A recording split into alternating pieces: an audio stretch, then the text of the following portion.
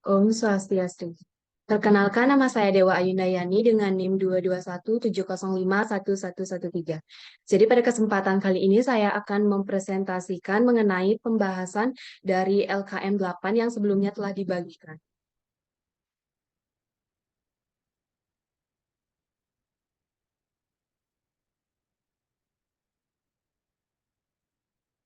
Adapun pokok pembahasan yang akan saya bawakan, yang pertama itu ada aspek permasalahan, yang kedua ada teori, yang ketiga ada metode, dan yang keempat ada hasil pembahasan, serta yang terakhir ada kesimpulan.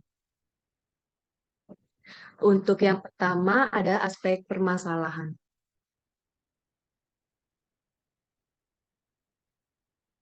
Jadi, dari artikel yang telah saya baca, saya menemukan aspek permasalahan yang pertama itu cara tidak kritis di mana klaim budaya tradisi atau pengetahuan lokal digunakan dalam sains dan pembuatan kebijakan di sekitar masyarakat Bali, asosiasi irigasi atau SUBA. Yang kedua, masalah yang berkembang dari pertanian beririgasi Bali semakin dibingkai budaya yang tidak netral. Pandangan tentang pertanian beririgasi dalam kaitannya budaya Bali sangat mempengaruhi dunia pembuatan. Selanjutnya ada teori yang digunakan.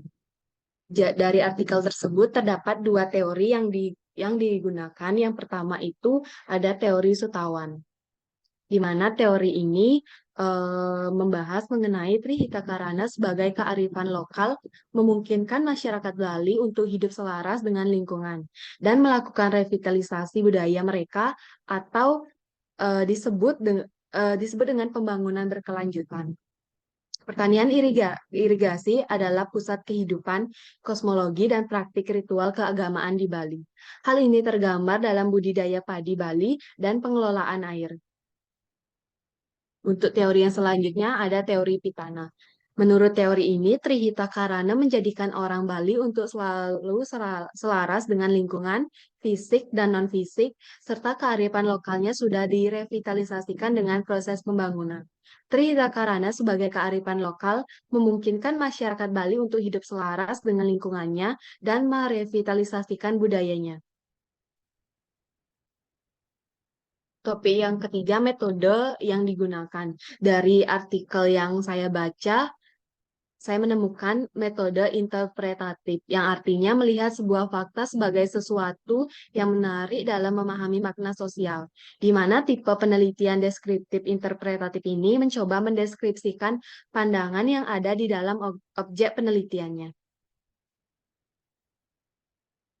Selanjutnya, hasil pembahasan dari artikel tersebut mencakup perealisasian tiga komponen Trihita Karana. Untuk komponen yang pertama itu parahyangan atau pendirian Pura Suba. Pura berada di tengah sawah dan selalu digunakan untuk melaksanakan ritual dengan dipimpin oleh pendeta khusus yang telah ditunjuk masyarakat. Selanjutnya Pawongan, adanya awi-gawi, merupakan kerjasama efektif yang menghubungkan ribuan petani dalam daerah Subak tersebut. Terakhir Palemahan, adanya usaha perawatan untuk lingkungan Subak.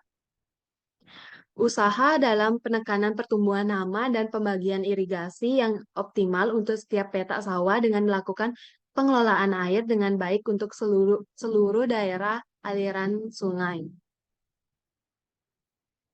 Yang terakhir, kesimpulan dari artikel tersebut yaitu Trihita Karana lahir dari filosofi masyarakat tradisional Bali yang terbingkai dalam tradisi dan kebudayaan.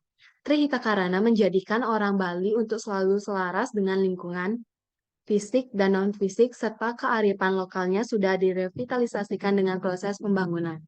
Konsep Trihita Karana direvolusi sebagai tradisi yang dikelola dalam bentuk kearifan lokal yang mampu menciptakan keharmonisan lingkungan.